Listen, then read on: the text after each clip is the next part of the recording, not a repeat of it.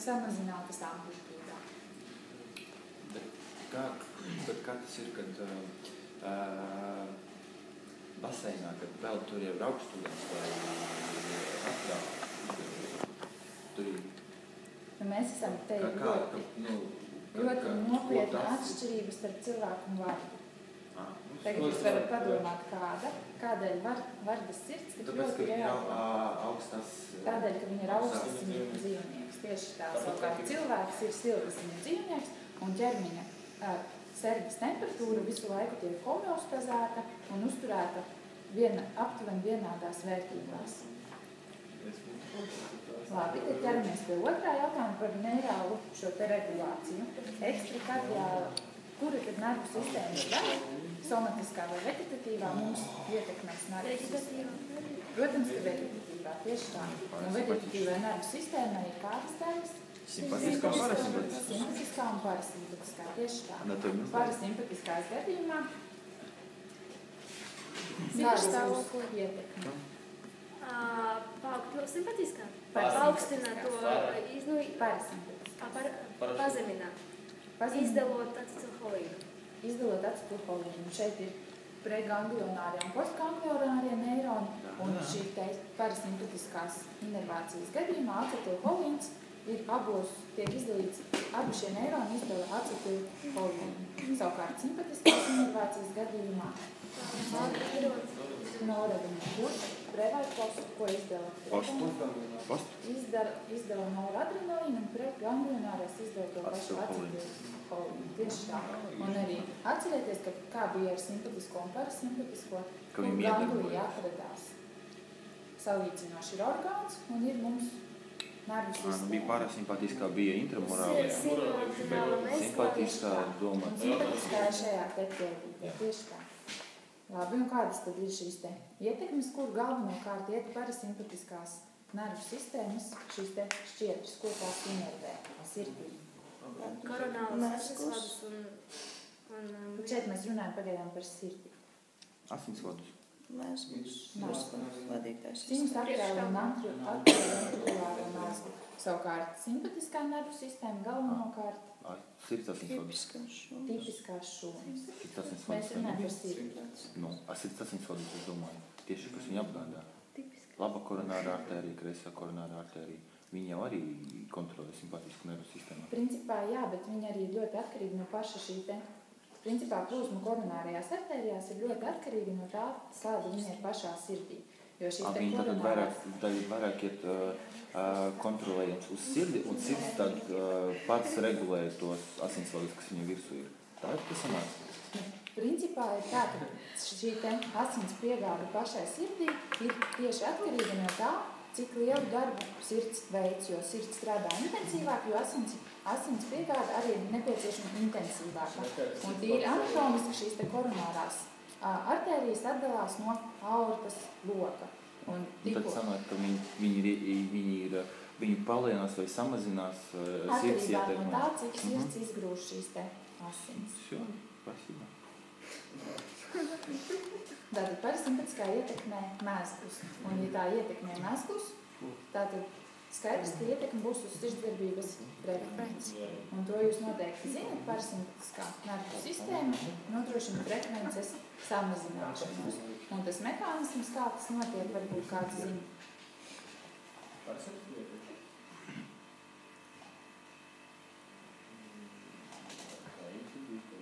Principā acetilholīns ir kā signāls, lai šūnā tiktu palielināta kālija caurlaidība. Un kālijs izplūst no šīs te šūnas ārā, hiperpolarizējot šūnu. Ringeras šķīdums ir nesaistīts ar kāliju?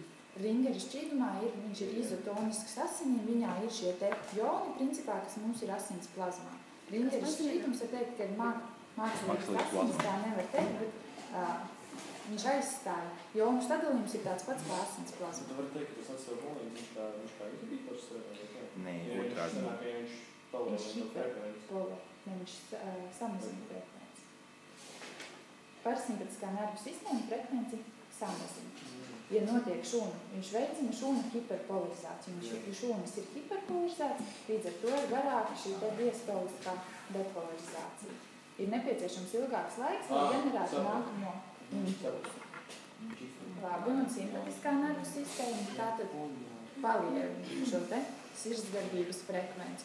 Un kā ir normālā gadījumā, vai ir, piemēram, ja mums sirds strādā, vai kura šī te veģetatīvās nervu sistēmas daļa dos savu ietekmi uz miokardu. Viņi kopā, lai regulētu homeostāzi organismu. Jā, bet normālos miera apstākļos, ja nav nekādu ārēju faktoru, simpatiskā dos mums šo te bāzes vērtību. Jo tad, ja tiek noņemta vispār nervu sistēmas ietekme, tad sirdsdarbības frekvence samazinās. Šī te automātijas spēja bez šīs te simpatiskās nervu sistēmas ir mazāka nekā ar šo te simpatisko nervu sistēmu. Var teikt, ka simpatiskās nervu sistēmas nervgaļi nepārtraukti izdala šo te noradrenalīnu un nedaudz paaugstina šo te sirdsdarbības frekvenci. Bet parasimpātiski arī nepārtraukti izdala. Jā, mums arī ir tonusā. Viņiem divi ir antagoniski, viņi nepārtraukti darbojas. Ja parasimpātisko, piemēram, nogriezīs to nervu, tad var atkal pātrināsies sirdsdarbība. Ja simpātisko, tad palēnināsies. Bet viņi visu laiku divi izdala. Lai ir balansā. Viņi arī otrā dara. Nē, nu jā, piemēram. Viņi strādā uz dažādiem pozīcijām, bet viens kā teikt, to inhibē, otrais tad... Ja līdzsvar zūd, tad viņi mēģina salīdzināt. Viņi var abi divi uz abām pusēm strādāt. Jā, bet vienalga viņam līdzsvars tam ainē. Nu jā. Uzvarēs tas faktors, kas darbojas spēcīgāk. Un miera apstākļos spēcīgāk darbojas šī te simpatiskā nervu sistēma. Bet tāpat tas parasimpātiski arī darbojas. Labi. Vai jums par šo ir kādi jautājumi par šo? Nav nevienu jautājumu. Labi, tad ķersimies pie elektrokardiogrāfijas daļas. Varbūt kāds man var... Varbūt kāds man var nākt uzzīmēt elektrokardiogrāfijas rīku. Uzzīmēt darāji. Vienkārši to...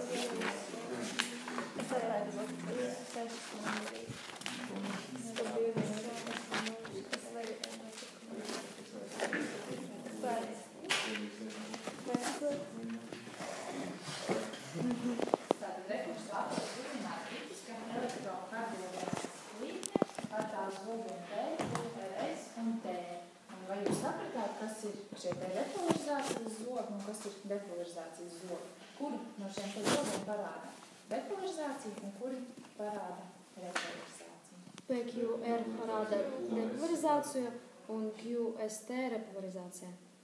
Šeit mēs runājam tikai par zogu vienu.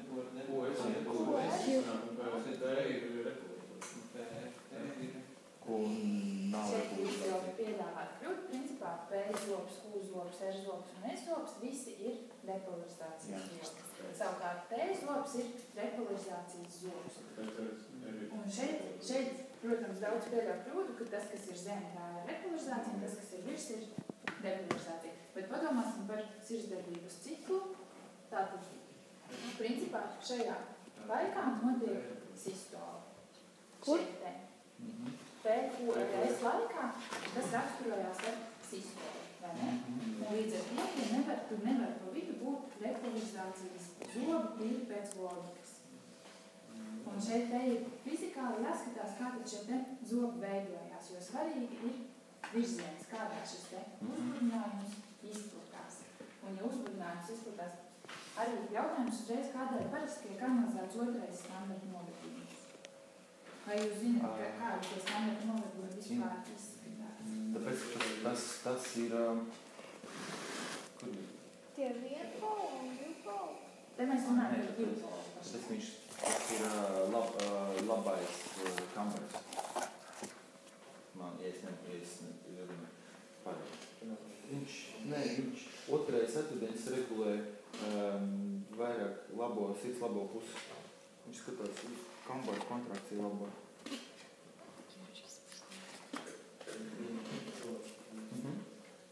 Un tātad šeit te ir tas Kristus, kāda ir šeit te standarta novedījumi.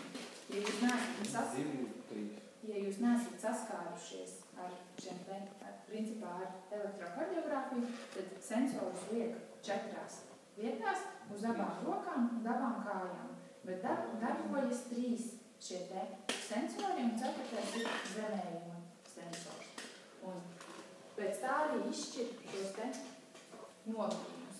Ja skatās potenciālu izmaiņu, principā, kas vispār, ko pieraksta ar elektrokardiogrammu? Kas tas ir, ko mēs fiksējam?